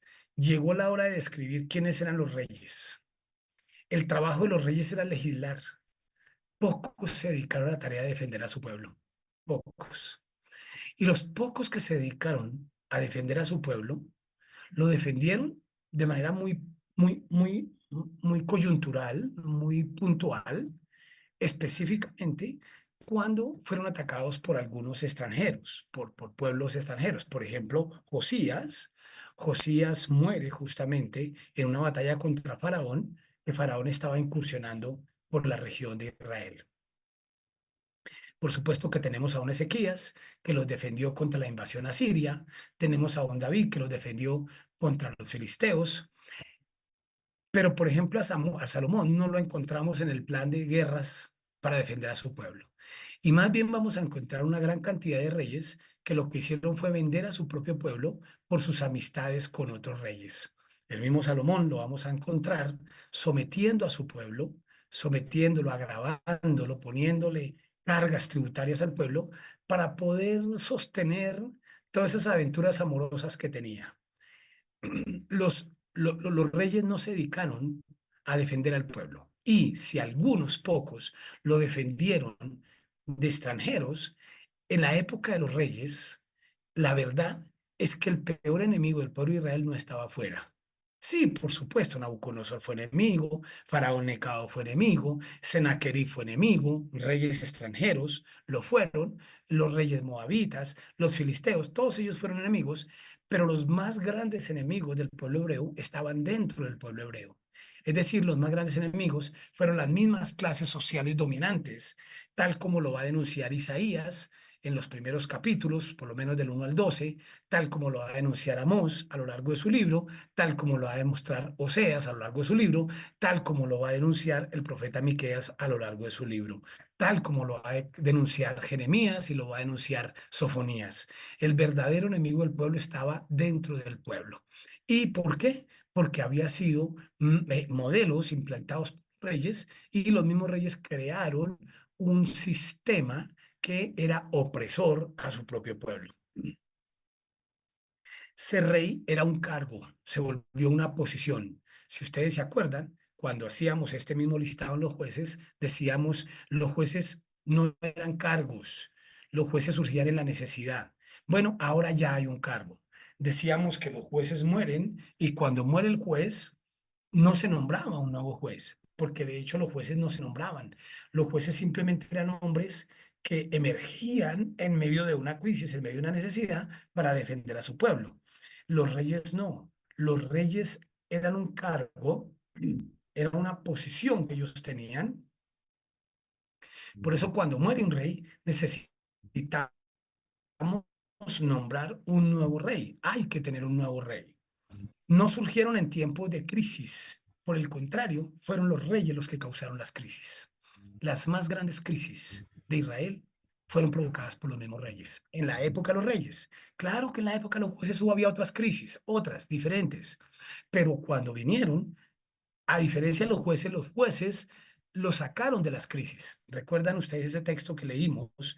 Entonces se moría un juez, el pueblo se apartaba. Al apartarse, eran atacados por los extranjeros y llegaba la crisis. El pueblo clamaba y Dios levantaba un juez. ¿Para qué? El juez era quien llevaba al fin de la crisis al pueblo.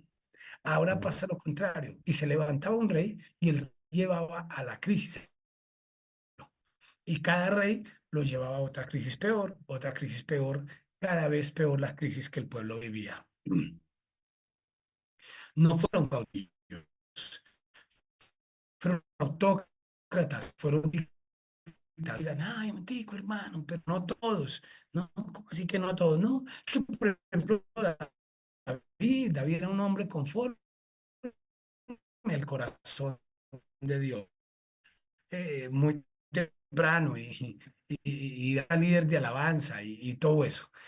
Pero una cosa era el David espiritual, el David que componía canciones y cantaba bonito, y una cosa era el David rey. Y sobre el David rey hay muchas cosas que tendríamos que hablar.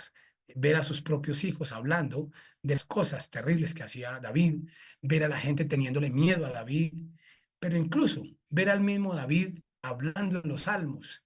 Leer los salmos de David, como David constantemente dice, no, todos me persiguen, todos me odian, nadie me quiere, todos me acechan, todo el mundo quiere mi muerte. Eso no fue por bueno, eso no fue por bueno, ténganlo por... No era por cantar bonito, no lo persiguieron porque cantaba canciones bonitas, ténganlo por seguro. Bueno, lo cierto es que David y los demás no eran caudillos, eran autócratas, eran dictadores. Su liderazgo fue condicionado. Ellos dirigieron al pueblo, pero el pueblo tenía que rendirse a ellos. ¿Se acuerdan cuando leímos allá en Jueces la historia, la metáfora que va a la fábula que va a contar eh, Yotán? Cuando el olivo no quiso reinar, cuando la higuera no quiso reinar, cuando la vid no quiso reinar, le dijeron a la zarza, reina sobre nosotros, y la reina zarza dijo, sí, pero prepárense, porque fuego saldrá de mí que los consumirá. Esto es lo que hacían los reyes. Su liderazgo estaba condicionado, condicionado al poder, condicionado al dinero, condicionado a la autoridad que tenían sobre su pueblo. Los reyes eran remunerados. Bueno, dirían algunos no eran remunerados. No, no eran remunerados, no tenían un salario. ¿Por qué no tenían un salario? Porque sencillamente eran dueños de todo. Porque tenían lo que querían, cuando querían y como lo querían. Se apoderaban de las fincas, de los terrenos, mataban a los propietarios si no se las querían vender, daban el precio que querían por la propiedad, por los dineros. Bueno, tal cual lo que Samuel está advirtiendo en el texto que hemos leído. Se apoderará de sus hijos, de sus hijas, de sus terrenos, de sus crías, de sus ganados, de su trigo, de todo. Ellos eran dueños de todo. El cargo se volvió tan apetecible que se impuso la sucesión y hasta se mataban para usurpar el cargo, mientras otros se autonombraban. Tenemos el caso del hermano de Salomón, Adonías, que quiso nombrarse rey antes de su hermano Salomón. El caso de Atalía, que se nombra reina, matando a todos sus nietos. El caso de Peca, que mata al rey Pecaía para quedarse como rey. Es un cargo apetecible. Aquí hay que coger a codazos. Mientras que Gedeón, cuando Dios le dice, tú irás a liberar a mi pueblo, Gedeón dice, ay, no, no, no, no, señor, a mí no, yo no, conmigo. Mientras que Amós dice, no, no, yo no soy profeta, ni hijo de profeta. Mientras que Jonás dice, no, no, a mí no me mandes esas. Los reyes al mejor estilo de los políticos modernos, Ay, buen Dios, yo estoy dispuesto a sacrificarme. Rey. Hubo reyes, aunque no se necesitaban. En la época de los jueces, había un juez cada mitad cuando había jueces. Aquí había reyes, aunque no se necesitaban los reyes. Los jueces llevaron al pueblo a la libertad. Los reyes llevaron al pueblo a la esclavitud. Los jueces le dieron la tierra al pueblo. Los reyes le quitaron la tierra al pueblo. Solo un reducido grupo agradó al Señor. Nos habla el texto bíblico solo de un grupo muy pequeño. Y sin embargo va a decir, te hizo lo bueno, pero de todas maneras esto y esto y esto. Es decir, en síntesis, lo que nos muestra el libro de Reyes respecto a la teología del gobierno es que el modelo del gobierno del hombre sobre el hombre es un gobierno, es un modelo que fue implementado simplemente por la ambición, por el deseo incontenible de un poseer todo, pero nunca un modelo propuesto por Dios. En un aspecto supremamente importante que debemos nosotros tener presente con respecto a la historia del libro de Reyes, con respecto a esa teología social del pueblo de Israel, es que ocurrió durante todo el tiempo de su historia, de la historia del pueblo de Israel como nación. ¿Qué ocurrió con el pueblo? Eh, Aquí simplemente unas notas por ahora de lo que hemos mencionado respecto al liderazgo y al servicio en comparación de los reyes con los jueces. El llamamiento del líder cristiano debe ser un llamamiento acompañado de motivaciones firmes y santas. Uno de los grandes peligros de los líderes de hoy es no estar llamados a servir, sino estar llamados a ser servidos, como ocurrió con los reyes. Se requiere un liderazgo basado en el modelo de los jueces, es decir, un liderazgo dispuesto a entregarlo todo sin esperar nada. Los jueces nos proporcionan un modelo de liderazgo que vale la pena adoptar por su compromiso, su lealtad y su entrega. Tristemente, lo que encontramos hoy en muchos púlpitos y en muchos escenarios, especialmente en el escenario político, es tomar el modelo de los reyes.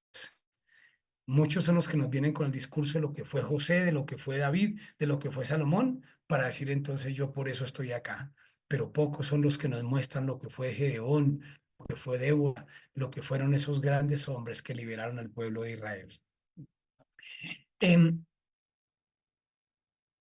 Como les mencioné, respecto al exilio, según algunos profetas bíblicos, para Amós el exilio fue consecuencia del pecado, mientras que para Isaías fue la humillación para los soberbios de Israel.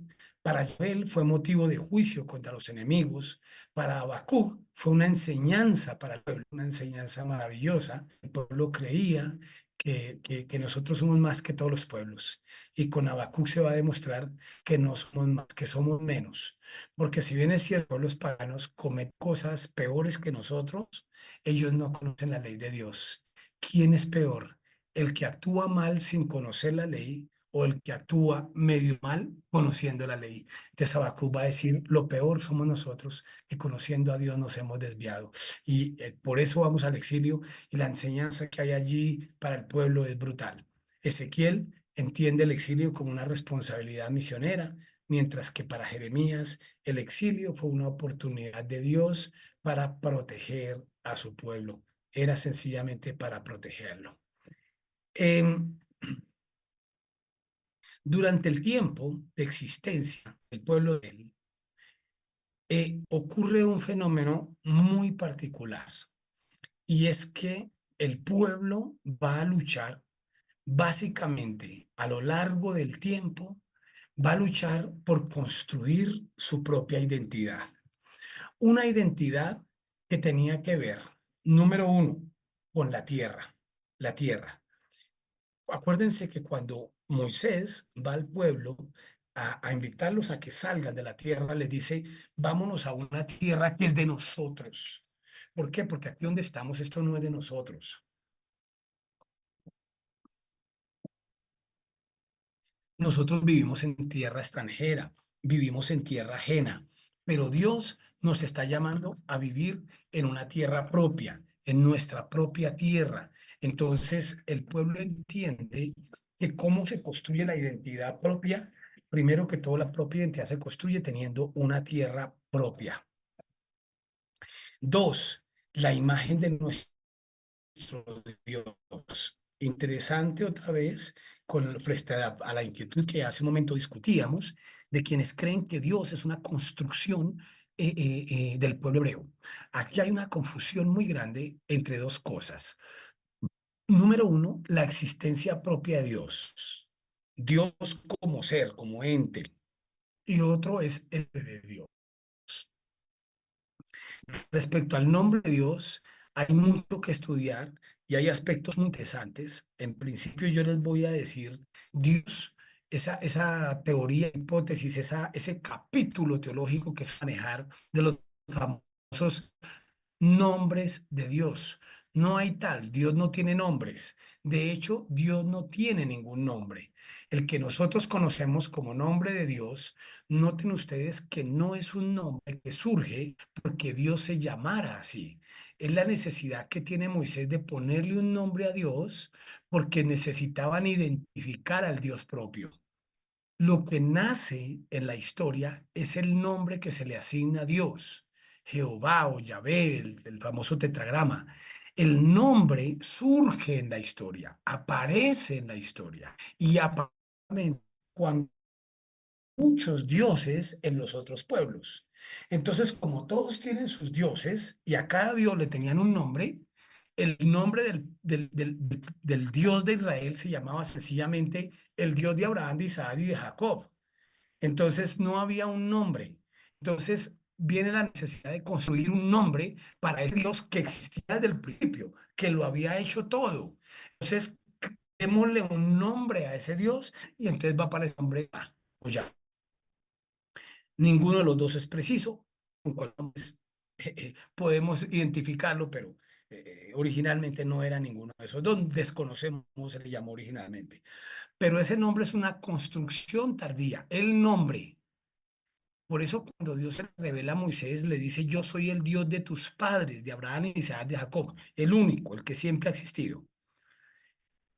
Pero cuando el pueblo busca la necesidad o responde a la necesidad de darle un nombre a Dios, lo que está haciendo es obtener una identidad propia. Porque el Dios de Abraham, de Isaac y de Jacob era un Dios del pasado. Jehová pasa a ser un nombre de un Dios que está presente. Entonces ese Dios les da identidad.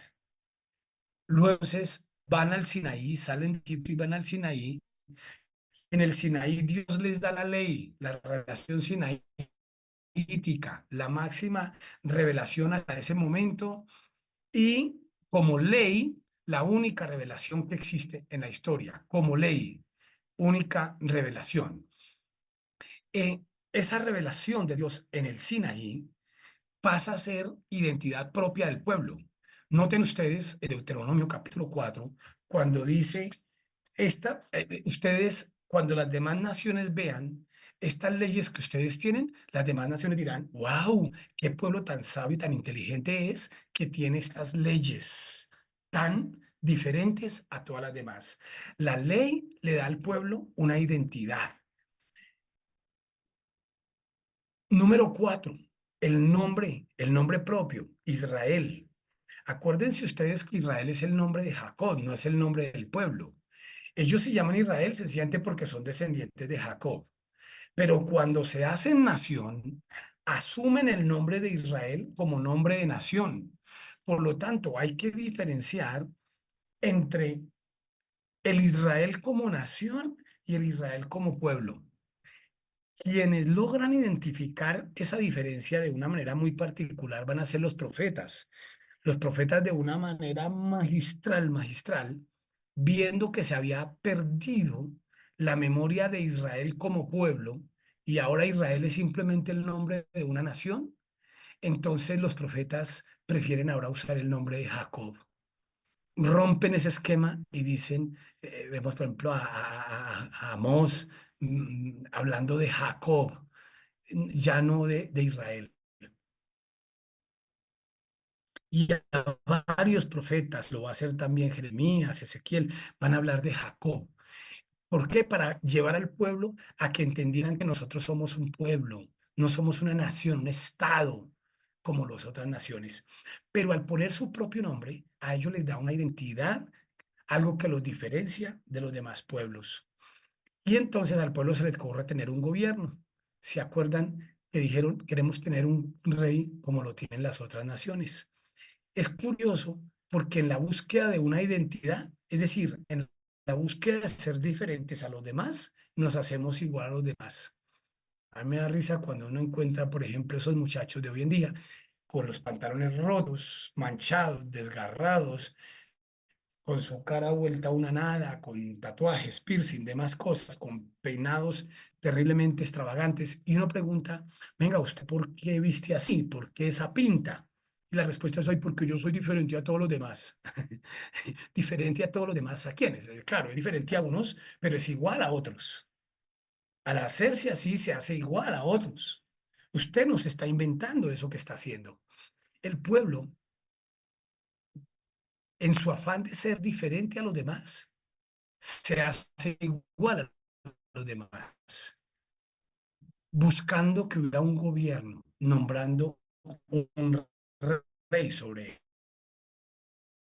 ellos. El idioma hebreo es un idioma que se construye a partir de lenguas semíticas y que pasa a ser el idioma particular del pueblo hebreo. Nótese que ningún otro pueblo de esa época habló de 430 años de vivir allá. Pues lo obvio es que ellos hubieran salido hablando egipcio, escribiendo en jeroglíficos como se escribía en ese entonces y hablando igual que los egipcios, pero ellos construyen su propio idioma que les va a dar su propia identidad y los hace diferentes a los demás. Y luego, y por último, construyen un templo. El templo, tengan presente ustedes, que no fue pedido de Dios. El templo fue una intención del hombre porque todos los demás pueblos tenían templo. ¿Qué va a ocurrir con toda esta historia de construcción de identidad? Esta identidad comienza a construirla el pueblo desde que salió de Egipto y va a durar todo el tiempo a lo largo del desierto, todo el periodo de la conquista de Canaán, todo el periodo de los jueces y todo el periodo de los reyes construyendo esta identidad, construyéndola. Es decir, estamos hablando de un periodo que tranquilamente puede llegar a los 900, 800, 900 años. El pueblo duró entre 800 y 900 años construyendo identidad. ¿Y saben ustedes lo que ocurrió? En un momento, el pueblo perdió todo esto. ¿Qué fue el exilio? El exilio fue el momento cuando perdieron todo esto. Perdieron su tierra, fueron deportados. Perdieron a su Dios, y quiero que me entiendan muy bien, acá digo, perdieron a su Dios porque el pueblo tiene una concepción, y de hecho no solamente el pueblo hebreo, sino todos los pueblos en esa época, y es que un Dios estaba asociado con una tierra. Dios es Dios únicamente soberano sobre esa tierra. Por eso cada pueblo tenía a su Dios, pero reconocía y aceptaba a los dioses de las otras naciones. Sencillamente entendían que en esa nación, este es el Dios que manda ya, pero aquí en esta nación, este Dios manda. Cuando el pueblo es llevado cautivo a Babilonia, acuérdense por allá, Salmo 138, si no estoy mal, nos pedían que cantásemos las canciones, pero ¿cómo cantaremos canciones si no estamos en Sión? Estamos lejos de Sión, estamos lejos de Dios. O sea que para el pueblo, obviamente en una interpretación equivocada, para el pueblo haber sido llevados cautivos a Babilonia fue haber perdido también a su Dios, porque su Dios se quedó allá en Sión, en Jerusalén. Entonces perdieron su tierra, perdieron su Dios. En el cautiverio perdieron la ley, porque allá no podían vivir bajo las leyes judías, tenían que vivir bajo las leyes babilonias. Perdieron, no, ellos se llaman Israel. Ya van a tomar apodos que se les va a dar. Se les va a llamar judíos por su religión, pero ya no se les va a llamar Israel, que era su nombre.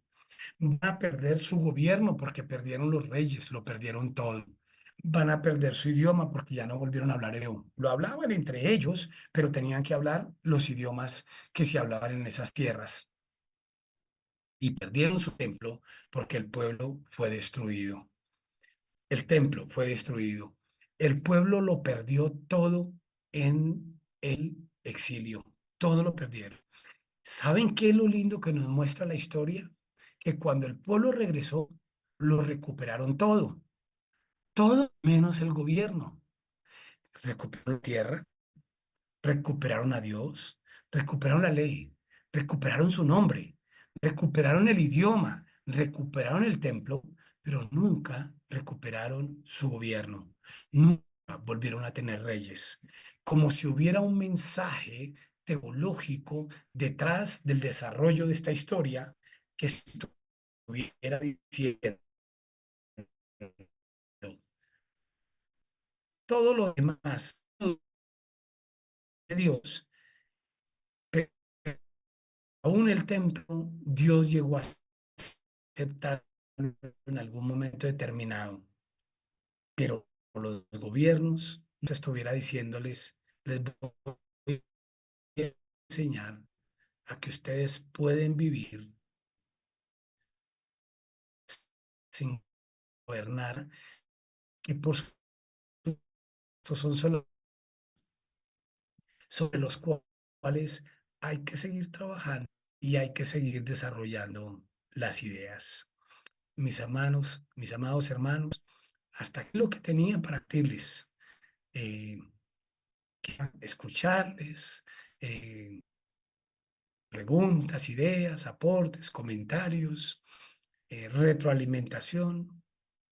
Muchas gracias por el tiempo que han dedicado para este curso.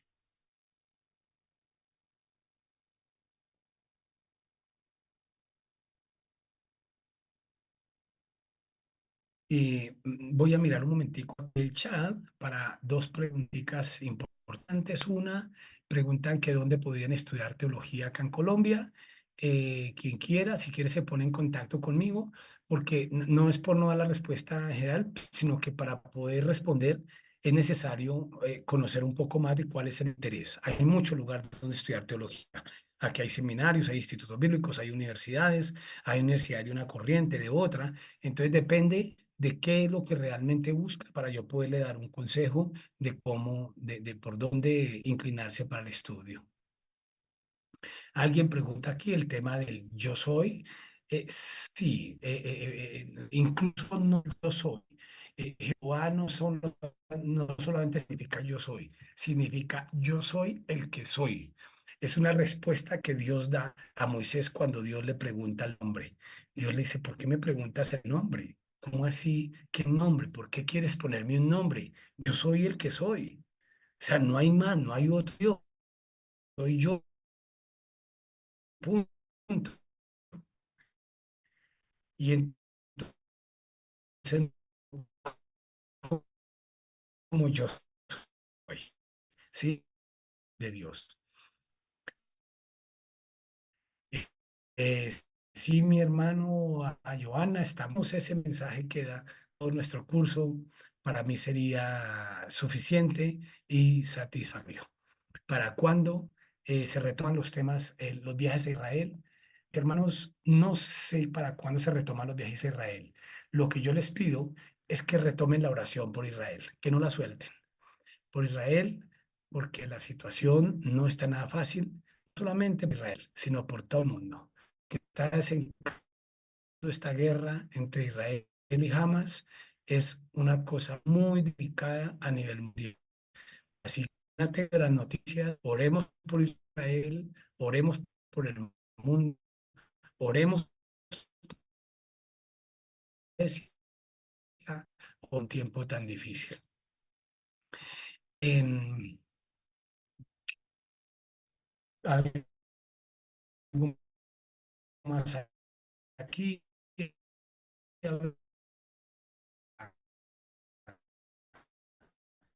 mi número, mi número WhatsApp, mm,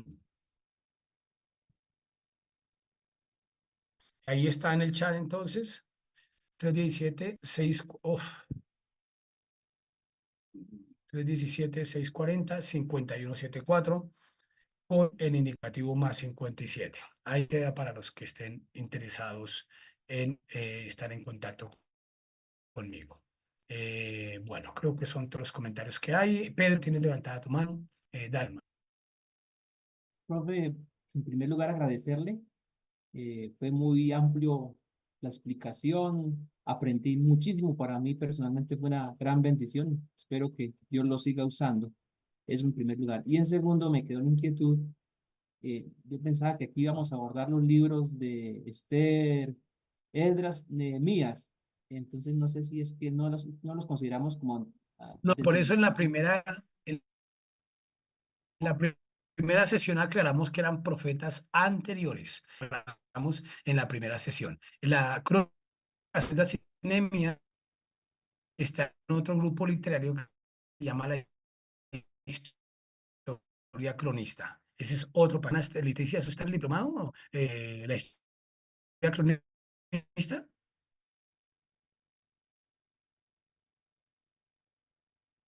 No sé, bueno. Hermano Davis, tienes levantada tu mano. Bueno, profe, compañeros, a todos, Dios les bendiga, bendiciones. Ante todo, pues darle las gracias a usted. Qué buen profesor, la verdad. Excelente, excelente el conocimiento que nos ha dado y también la inspiración que nos ha dado a seguir estudiando la palabra. Y bueno, en lo personal me gustaría también ser como usted también, tiene un conocimiento general de la palabra. Y no, pues mis felicitaciones, profe, y espero que se mejore de su salud. Bendiciones. Gracias. Adelante, Oscar Humberto, que estás con tu manito levantada. Mano Oscar. Sí, sí, mi hermano, muchas gracias. Pues yo ya había tenido la oportunidad de escucharlo a usted en un seminario antes, y la verdad no lo digo por halagarlo, pero de verdad que considero que usted es muy equilibrado entre lo que debe ser lo académico y lo que debe ser la posición de fe. Y creo que es una muy buena enseñanza que me deja a mí, en que uno puede estudiar. Yo soy economista, por ejemplo, soy economista tomasino y uno en el posgrado, en lo diferente que estudia, pues uno como que a veces piensa que lo humano es lo que es y resulta que no, primero está en mi posición de fe y evaluarlo todo a lo que usted dice, esa propia experiencia que científicamente no se puede demostrar. Y pienso que lo que más aprecio siempre que he tenido la oportunidad de escucharlo es ese tema que de pronto a mí me llama y me confronta de que no debe uno ser extremista en el sentido de decir, no estudio nada de teología, pero siempre tengo que tener mi posición de fe. Yo tengo una pregunta, muchas, pero una pregunta solamente que tengo como una duda. Eh, a veces he escuchado, por ejemplo, de los sefardíes y de los, no me acuerdo otro grupo, ascanasis, creo que se llaman. ¿Ellos tienen algo que ver en el tema de la dispersión desde esta época o es recién o es después del año 70 en que hay el tema de esa diáspora judía que toma Europa y que se va al África y todo eso? Y otra duda rápidamente en cuanto a en qué momento se divide la región que resultan los galileos, ese pueblo campesino descendiente de Abraham, ellos vienen a ser de qué tribus y la división del pueblo de Judá, como que ahí de pronto nada un poquito, y si tiene algo de concatenarse con el tema que acabamos de hablar sobre los pueblos del norte y del sur de las dispersiones. O sea, los galileos vendrían a ser quienes exactamente en la época de Jesucristo. Ujú. Bien, gracias, hermano Omar. La primera pregunta no se la pude entender porque había mucha interferencia. No sé si era de tu servidor o del mío, pero no pude entender nada de lo que la primera pregunta. La segunda pregunta, toda esa historia de esos pueblos, los galileos hacen una diferencia. Cuando el pueblo regresa del exilio, el pueblo vuelve y ocupa toda la zona de lo que hoy conocemos como la Palestina. Vuelven y lo ocupan y vuelve cada uno a sus lugares de origen de sus de tribus, vuelven a ubicarse y se vuelven a poblar las tribus. Solo que como ya no son un estado, desaparecieron los estados, desapareció el estado del norte, desapareció el estado del sur. Entonces ya vuelven otra vez a ese ambiente donde son más por regiones y además tienen que convivir con varios fenómenos. Número uno, fenómenos como los samaritanos, que ya lo mencionamos, pero además recuerden libros de Esdras y Nehemías, que muchos hombres vinieron con mujeres casadas paganas y van a tener hijos con ellas. Sí, es cierto, Esdras los expulsa, pero ¿los expulsa para dónde? Entonces terminan siendo pueblos que son emparentados con Israel, pero no son plenamente de sangre hebrea. Entonces son pueblos que viven allí aledaños. Entonces nos van a crear una serie de grupos diferentes que se distinguen entre ellos dependiendo de todos esos fenómenos sociales que se dieron en la historia. Em, ya la distinción propiamente como Galileo ya es una distinción mucho más tardía, efectivamente, en la época neotestamentaria. En la época veterotestamentaria todavía el concepto de Galileo no existe. No obstante, el Galileo en la época neotestamentaria es población ya más cerca o más cercana, sino nación propiamente hebrea, pero regionalizados. Entonces vamos a encontrar, acuérdense que se van a crear la Galilea, la región de Samaria, la región de Judea, sí, que son regiones que se dan, entonces es más una regionalización de esa región llamada, de esa gran región llamada ya en ese entonces la Palestina. Bueno, mis hermanos, creo que el tiempo se nos ha ido. Muchas gracias a ustedes. Que Dios les bendiga, hermana Leticia.